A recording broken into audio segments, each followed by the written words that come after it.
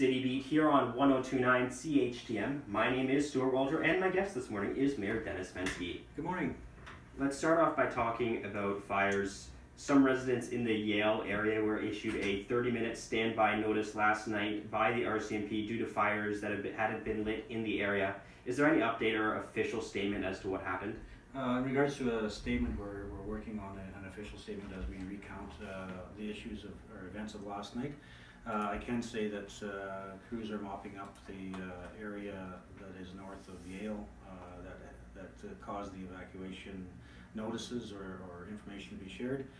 In addition to that, we had 7 arsons to trash bins and multiple ambulance calls, so our fire paramedics and the RCMP were quite busy last evening. And so from that perspective, as people experienced 30 plus degrees yesterday and anticipated 33 today, it's very dry conditions. Be wary of ATVs if you're out in the bush.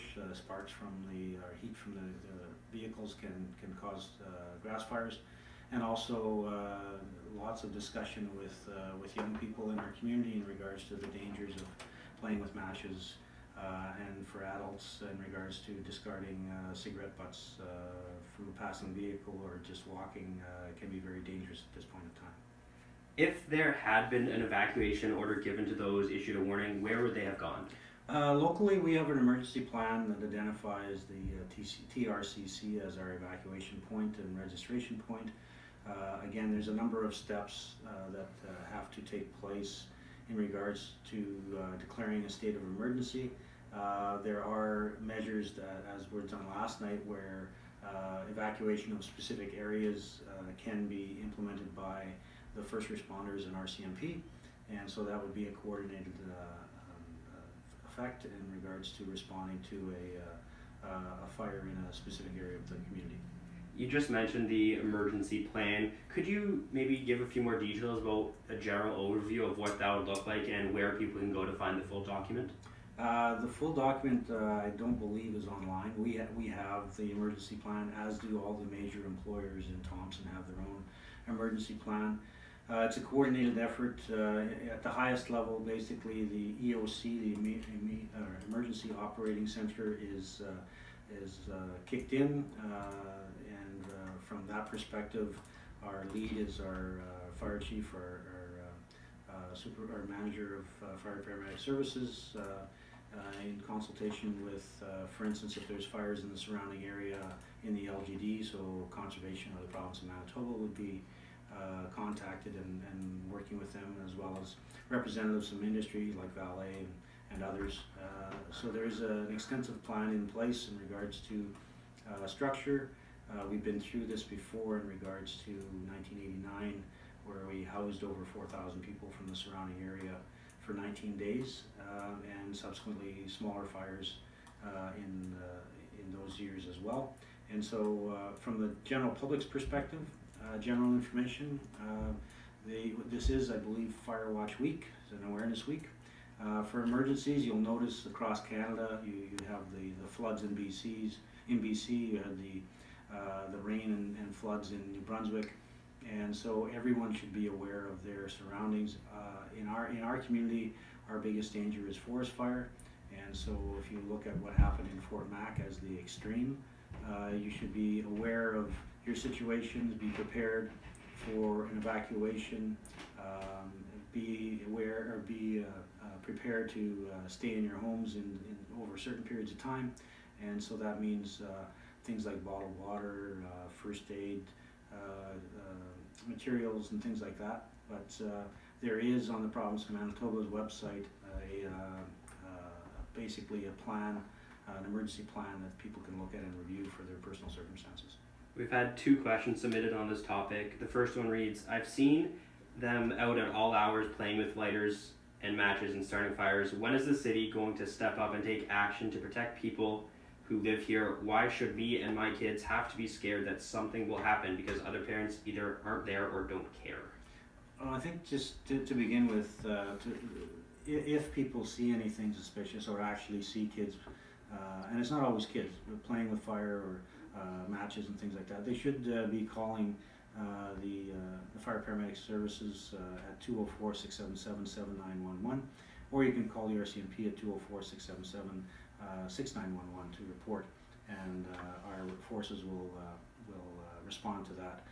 And again, it's all proactive. Our community, we're all residents of our community. We should take the responsibility of the safety of our community on a personal level as well. So again, be aware of your surroundings.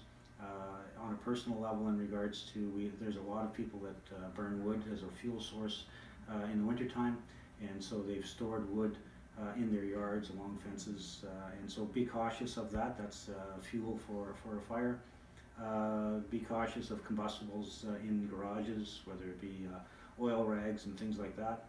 And again, from an education perspective, make sure you talk to your kids about not playing with matches and things like that, but also escape routes. If you're unfortunate enough to have a fire within your home, you should have an escape plan for your family, and everyone should know that in the case of a fire, this is what happens, and this is the rally point where we meet outside, and that should be reviewed with kids of all ages.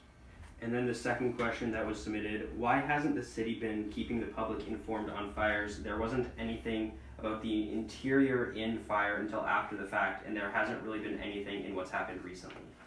Well, I think I'd probably question that information. The information for during the fire of the interior inn was online, basically hourly of what was happening.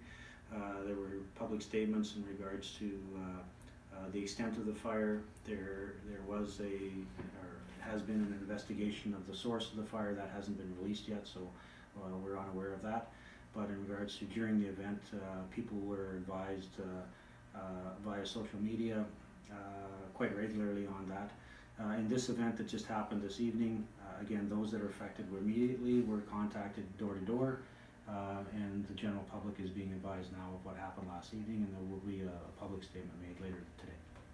Moving on to what happened at the regular meeting of council, which took place Tuesday evening. One of the two, what I'm going to call controversial resolutions at the meeting, was a request was a resolution to send a resolution to AMM, to the Association of Manitoba Municipalities, to lobby the province to amend the Mining Tax Act. Could you explain what the resolution that was passed was all about?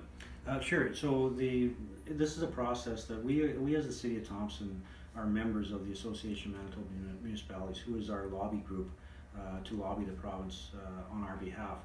And so each year they ask municipalities to put forth resolutions that they want brought forward to the annual general meeting of the AMM that are either provincial in nature, regional in nature, or local in nature. And so with the most recent situations with Valet and the downsizing of their workforce and the lack of access to the Mining Reserve Fund, we felt as a community that we needed assistance in our lobbying effort, and we are enlisting AMM to lobby on our behalf that the mining communities that are affected by a downturn in the economy of mining, whether it be an outright closure or a reduction in operations, that the mining reserve funds be accessible more than they are today. The legislation in place has some restrictions, and basically the province of Manitoba is unwilling to change those legislations to provide assistance to those communities affected, as they have in the past. And so that's why we needed to continue our lobbying effort, and we're continuing asking the AMM to assist us in our lobbying effort. Could you explain how the Mining Reserve Fund is currently set up and where the money comes from? Yeah, sure. The Mining Reserve Fund is a fund it's basically an insurance fund that was implemented years ago in regards to the mining tax that's collected on behalf of the province of Manitoba from mining companies in Manitoba, and they collect 15% tax on their operations. Of that 15%, 6% annually is put into the Mining Reserve Fund in order to maintain a balance of $10 million. From that $10 million, there's interest generated, and there's also, in good years of mining, excess funds that would keep the balance above $10 million. And so those funds are then drawn off to advance exploration by mining companies and prospecting by small organizations doing prospecting for mining in Manitoba. And so and also in situations like Leaf Rapids, Lynn Lake, and Snow Lake, assistance was given from this fund to assist them in the downturn of their mining organizations in their communities. And so that's why it was established. And we are currently seeing the elimination of 700 jobs at Valley Operations.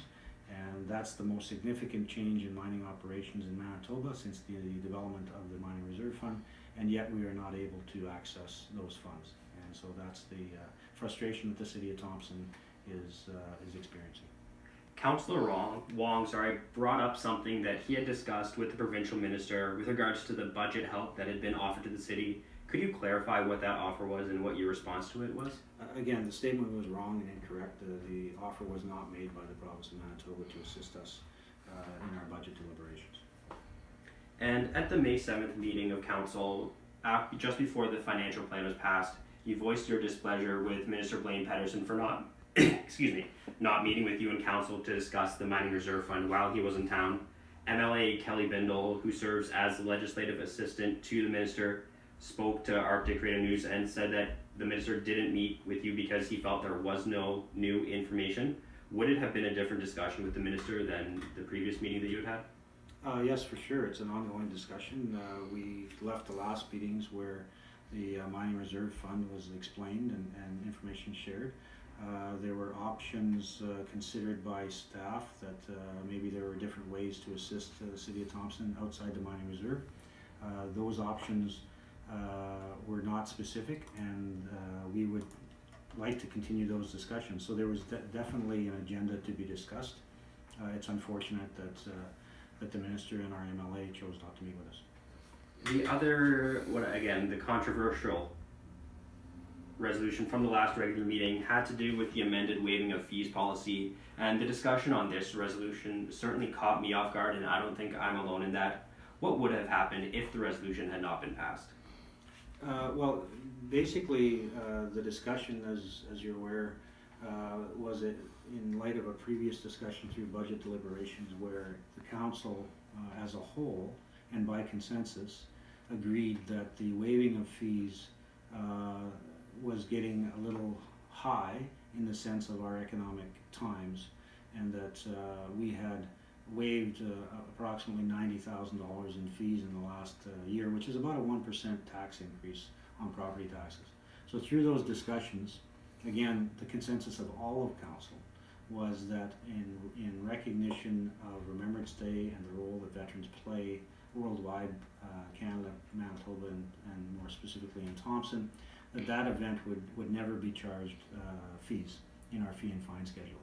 And that was the only one. All other events that fall into the category of not-for-profit would be eligible for the 50% reduction based on an application. And that's the policy that we put in place. That's the policy that was implemented, and the paperwork that came to council was a catch-up of that policy to adopt the policy that had already been put in practice. The Relay for Life had already happened. The Knights of Columbus had already happened, and subsequently the fees were charged as per the fee and fine schedule. So as you said, you were taken aback. I was taken aback that council did an about face on direction they provided to administration during the budget deliberations.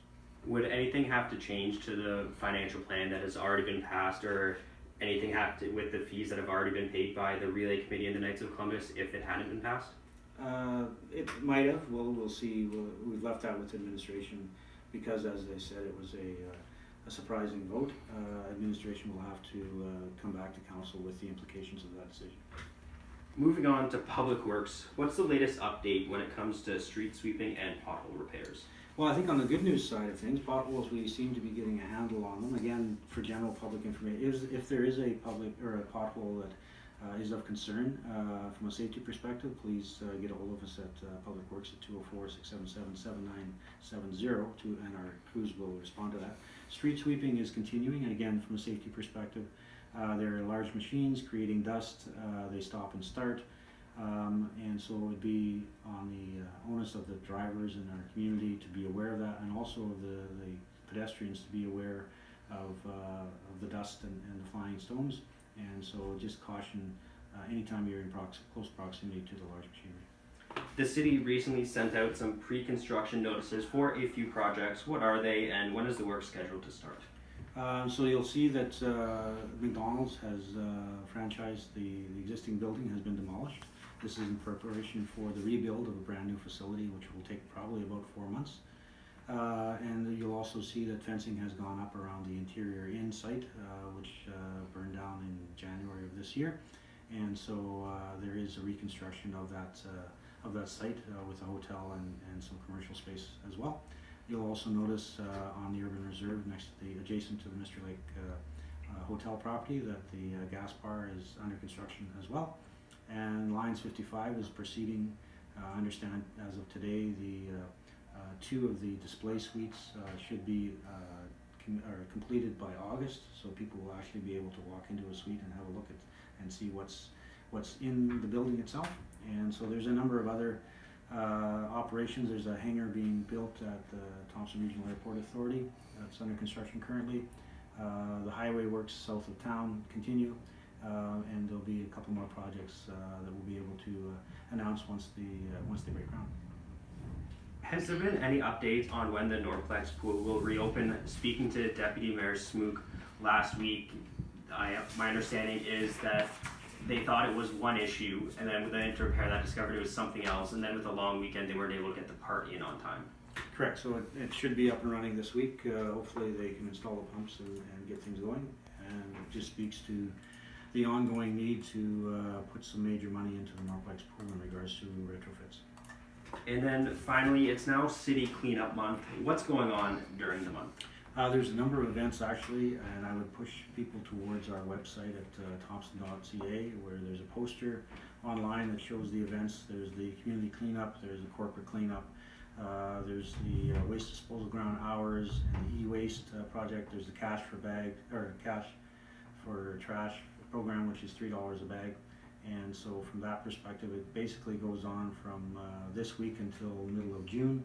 I don't have the specifics in front of me, but basically if you could consult the Thompson website or on our webpage, you'll see the specific events helping to clean up our community. And I would ask that everyone pitch in for your own properties and give us notice if there are specific areas that are of concern that we can send our crews into as well. Well, thank you so much for joining me this morning, Mayor Fenske. Thank you. If you have any questions you'd like answered next week, email them in advance to CHTMnews@arcticradio.ca. For City Beat here on 102.9 CHTM, I'm Stuart Walter.